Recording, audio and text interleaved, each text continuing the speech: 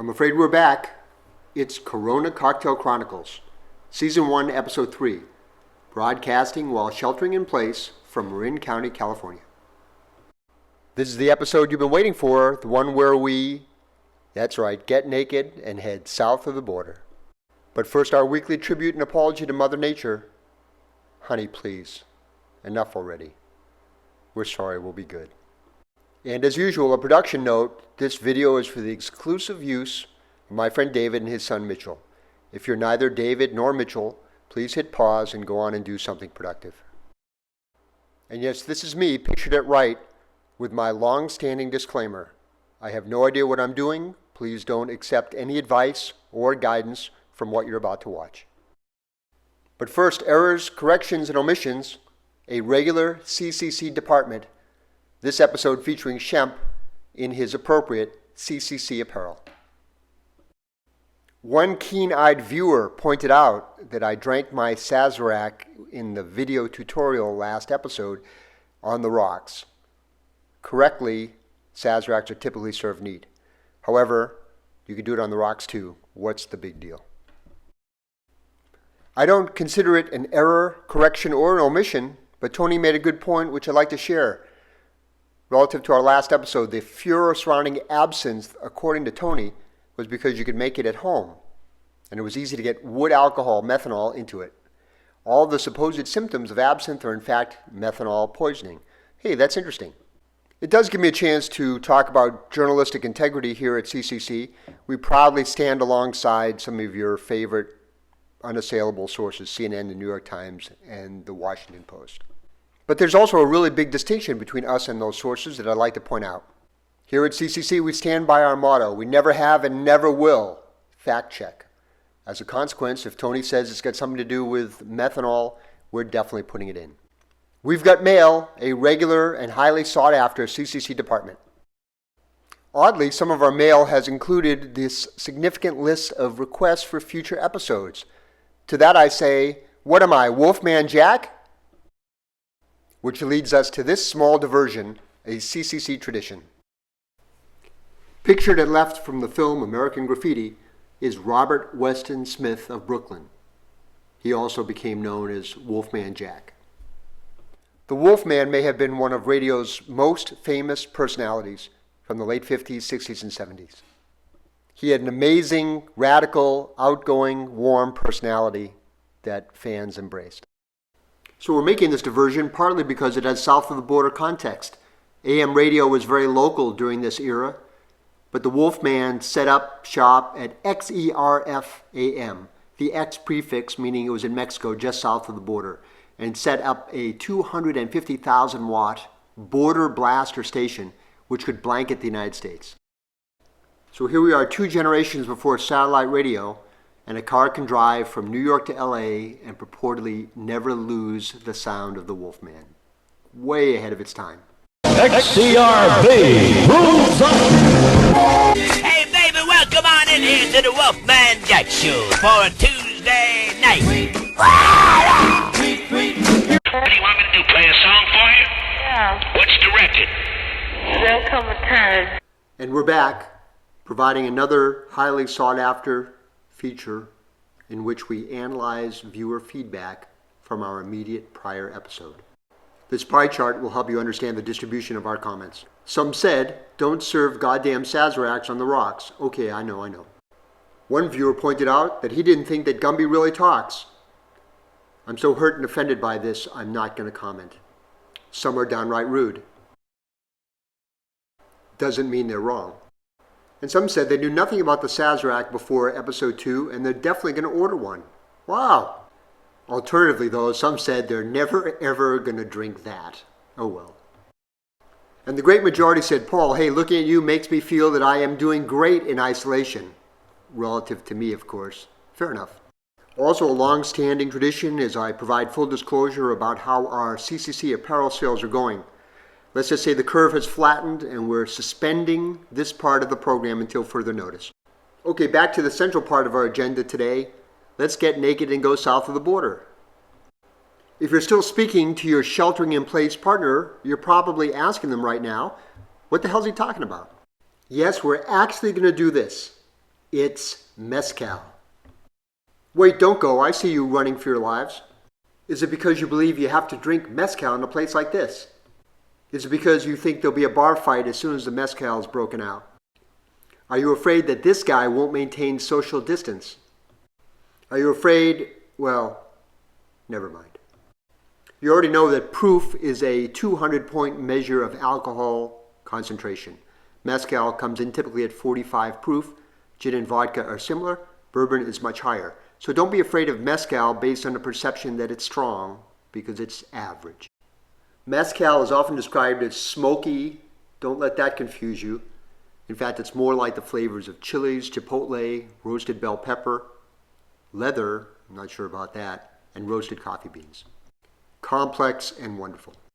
In Mexico, it's common to drink mezcal straight up, but we're not going to be quite that adventurous. We're going to use mezcal in cocktails and show you how easy and delicious it is to use mezcal that way. Another reason not to be afraid of mezcal is, look, it comes in these beautiful bottles. Why would that be scary? Not one bit. But first, as usual, our multiple choice, somewhat trick question. What does Paul mean by getting naked? Is it choice 1, someone's actually going to get naked? Or 2, there's no nudity at all in this episode, it's just a shameful attempt to add viewership through fake news? Or 3, we're going to make a cocktail with the word naked in the name. That's right, it's 3. But technically 2 isn't wrong, and technically Gumby is already naked, so I think it could be any one of these 3 guesses. First, the goal of CCC Episode 3. I'll spend a second on the slide so we can let that fully sink in. I'm hoping your takeaway will be that you can and should try some cocktails with mezcal. I hope your second takeaway is that you aren't going to be grossed out and or die if you try. Mezcal is artisanal. We'll talk more about that and the tremendous care and tradition that goes into making it. And finally, if you suddenly show up with your friends and relations and order a mezcal cocktail, they're going to say, hey, you're cool. And my long-term viewers know that's the only reason why we're here. Mezcal is still primarily produced by small producers who have been using the same techniques for many generations and have perfected their own way to make mezcal. As a result, each mezcal is different and there's a rich backstory surrounding the production of every variety. And yes, we always like to hear from Popular Mechanics magazine when talking about our spirits. They point out that mezcal is much harder to make than tequila, and as a result, it's a labor-intensive process involving work, sweat, tears, and love. Most mezcal comes from the Oaxaca region of Mexico. I'm dying to go. In fact, I was planning on going just before, well, never mind. In their review of the top 10 things to do in Oaxaca, National Geographic pointed out 2 things: a local quirk, grasshoppers are a ubiquitous snack, and don't miss the Night of the Radishes every December 23rd. Well, I don't know about all that. I'm going for the mezcal and the food. And we're back on track. Here's a picture of the hearts of the agave plant that goes into making mezcal. They get roasted and then ground up. That's a picture of a tahona, that massive stone wheel, often pulled in a circle by a horse. That's neat. I also want to share this picture of a typical mezcal production facility. You can see it's small, but you can almost sense the care and love that goes into mezcal production. And today we're going to make a Naked and Famous, one of my favorite cocktails, equal parts mezcal, Aperol, chartreuse, and fresh lime juice. You probably know this already. Aperol is a bitter, but it has a strong mandarin orange flavor. That'll be nice in our cocktail. I'd love to have drinks with these guys. They sound like fun. Luigi and Silvio Barberi, 1919.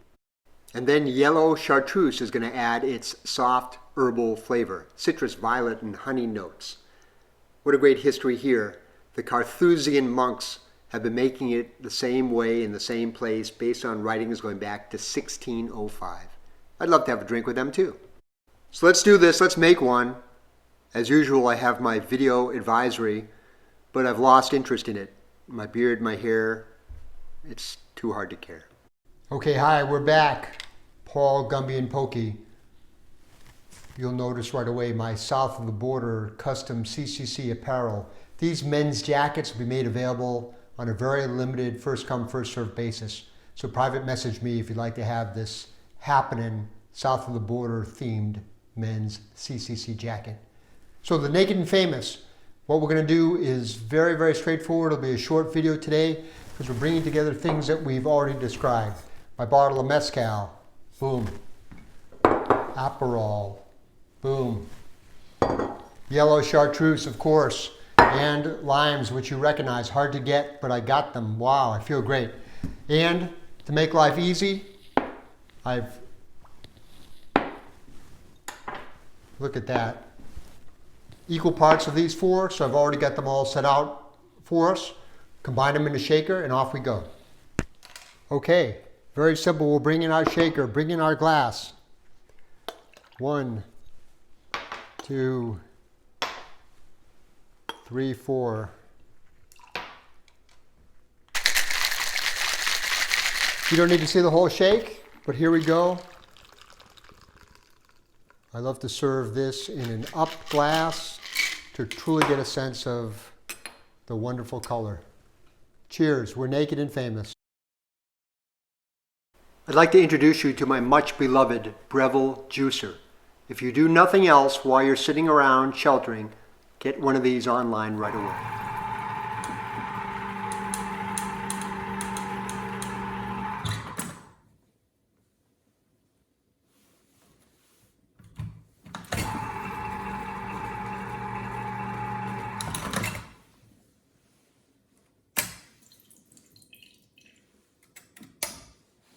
I bet you could watch that all day, but we have to move on.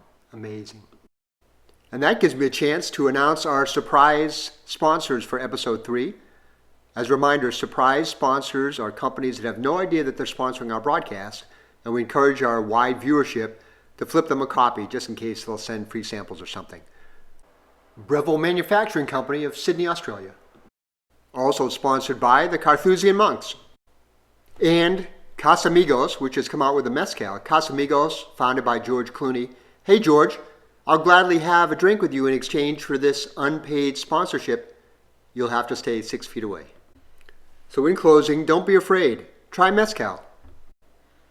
Signing us off today for Corona Cocktail Chronicles Episode 3, it's Dave Stamey. The song is Sonora's Death Row. Be safe, be well. The mezcal is free at Amanda's Saloon for the boys of the old broken oak. Saturday night in the town of Sonora's the best in all Mexico. They got guitars and trumpets and sweet senoritas who don't want to let you go. You'd never believe such a happy town at a street called Sonora's Death Row.